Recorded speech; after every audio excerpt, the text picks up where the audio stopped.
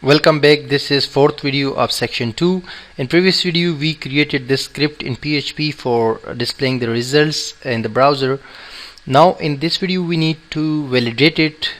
Here is the search engine that we created. If someone writes something like SEO tips or beauty tips or anything, search now, so the result is displayed on the next page. But here I wanted to let you know that if someone, without entering any word, if someone clicks this search now button, still the result is being displayed. So I don't want that. I want to add a validation over here, and that validation we will add after the get value variable, the local variable.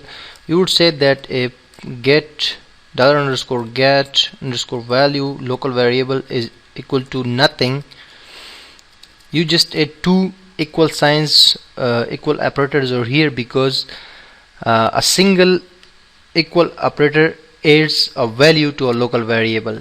You can take this example.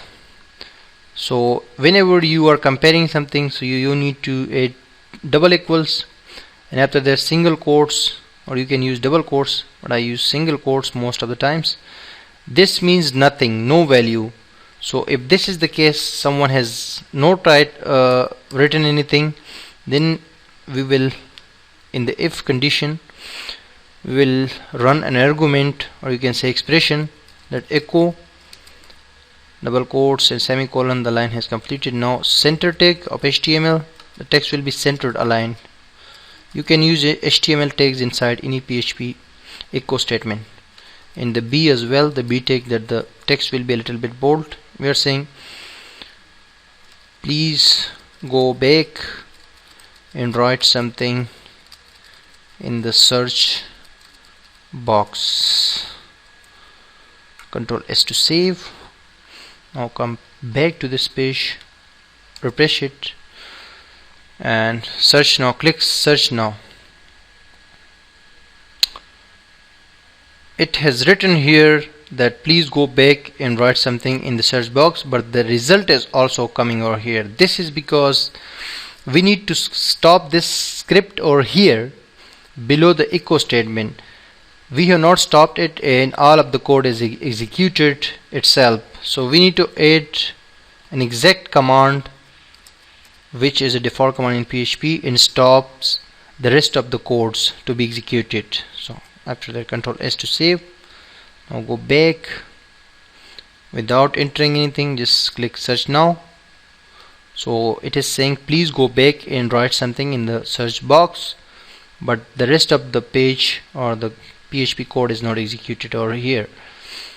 Okay, so another thing is that if someone writes a keyword that is not in our database or is not inside the table from where we are displaying the results, so we can validate that thing over here after the result and the MySQL query has been run. So after that we can take this as an example. For example,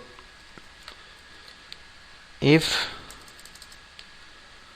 MySQL underscore number number rows of this query, which is inside the local variable run result, as less than 1, then what we are expressing, or we are saying over here, we will just copy this whole code from here above if statement and we'll paste it here. Now we will just write something inside the text. We will remove this existing text and say oops,